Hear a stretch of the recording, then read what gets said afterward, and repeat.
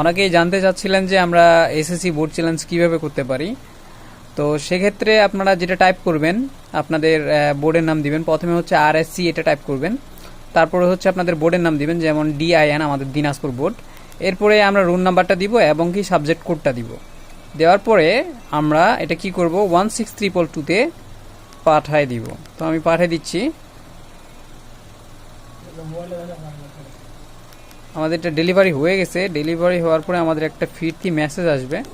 তো আমরা মেসেজটার জন্য অপেক্ষা করতেছি। এই যে চলে আসছে মেসেজ। কত টাকা চার্জ করবে সেটা এখানে দেখাচ্ছে। মাসুদ রনি 150 টাকা চার্জ করবে। তো এরপরে আমরা যেটা করব সেটা হচ্ছে যে